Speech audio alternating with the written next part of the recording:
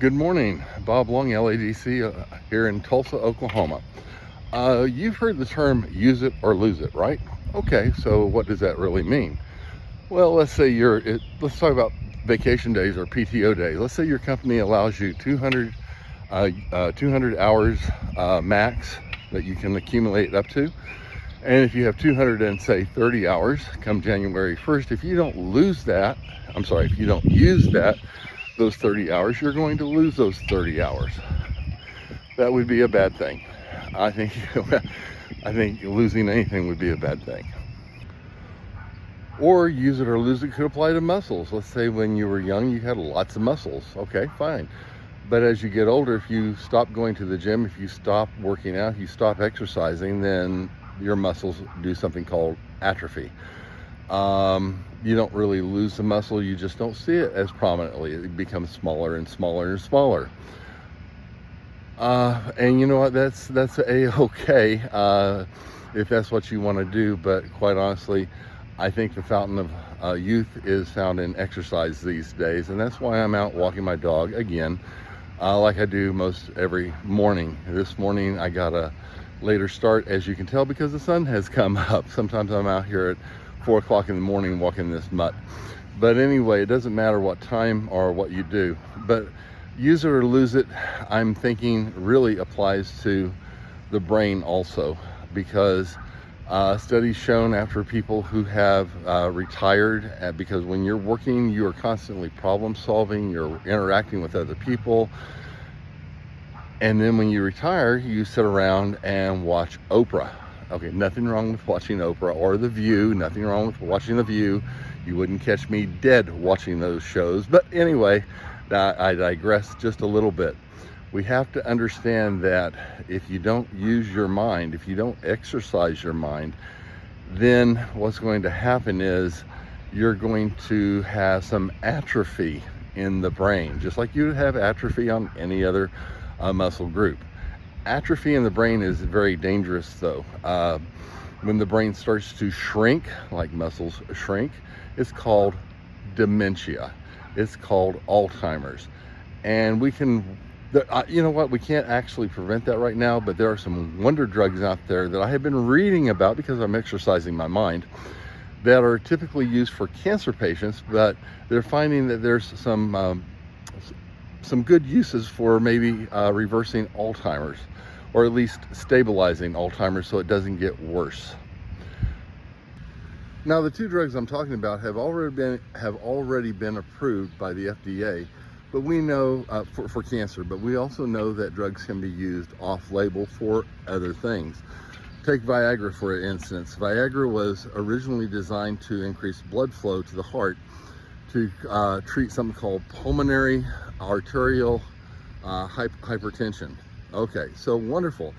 But what they found out was a lot of the people who were taking the drug said, hey, wait a second, I'm noticing that Mr. Happy seems a little happier right now.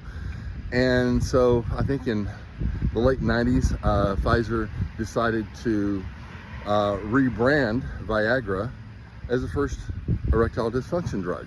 Okay, so but what can you do right now, today, to help you have a better brain? And that's what we're going to be talking about here in just a little bit. Hey Mel, do you like our walks? You like going for a walk? Huh? Do you? I bet you do. We know that what we put into our bodies will impact our brain health simply by perfusion in the brain.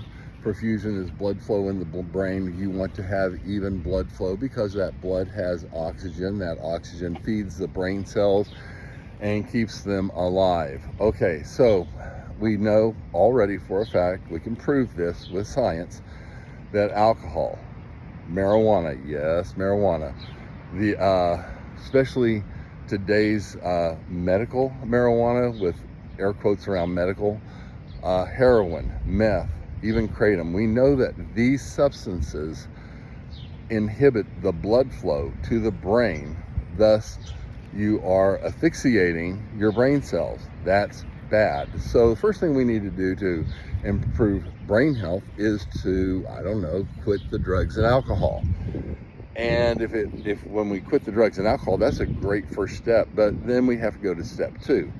Again, the philosophy is, if what you put into your body is damaging your organs, then it stands to reason that we need to put better things into our body to help feed in a nourishing way those brain cells and the rest of the organs in your body.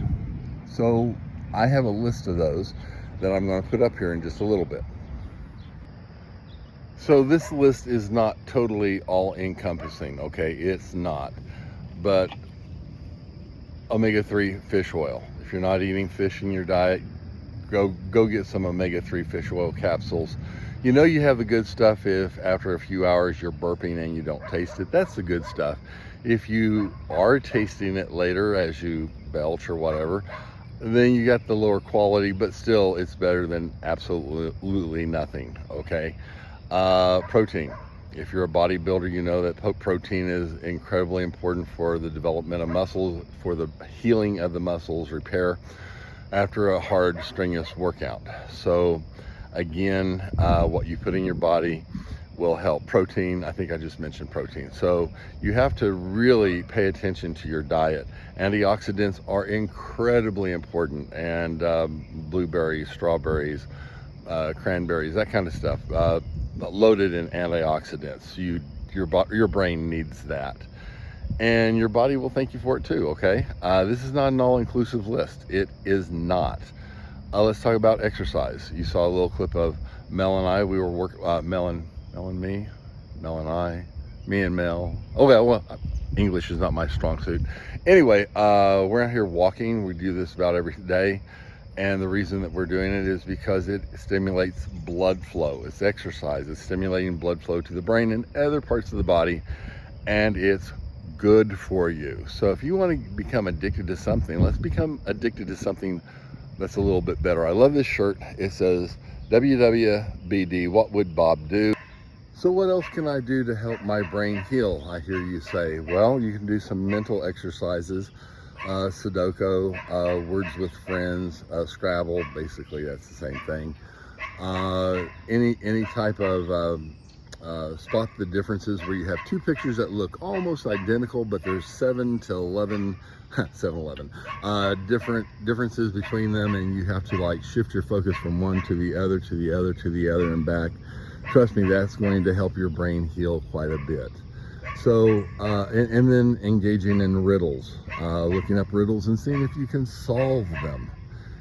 There's a whole bunch of really good stuff. Let me give you a riddle right now that maybe you can solve, and maybe you can put in the comments the answer. Okay, hold on a second. There's dogs barking around here saying good morning to us. Okay, so here is the quiz, or here is the puzzle. I'm going to turn where the sun is not going into the camera, just onto the side of my face. Let's say that you are trapped in this dungeon or whatever, and there are 2 doors.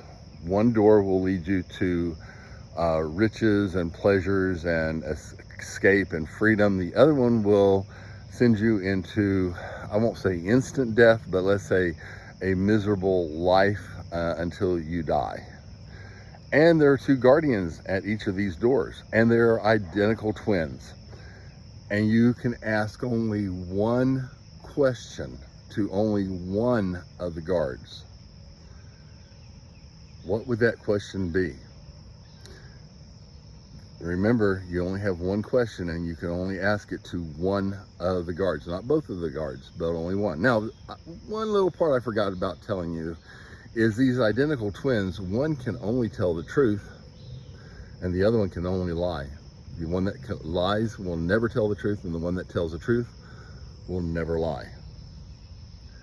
You can't ask which one is which, okay? Because you couldn't trust what they said. Figure that one out. I'll give you a little bit of time. I had to get away from those barking dogs, but that's okay. I probably should have said pause the video, okay? So pause it and figure that one out. Leave your comments below. Be very interested in hearing how many of you could figure out what the right answer is.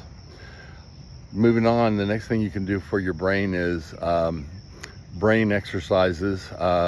I think we talked a little bit about that, but you know, I left out reading. I left out learning to play a musical instrument. I left out learning how to speak another language.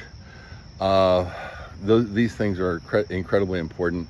Doing something that's going to utilize your entire brain, or at least both hemispheres at the same time. They're called coordinated exercises.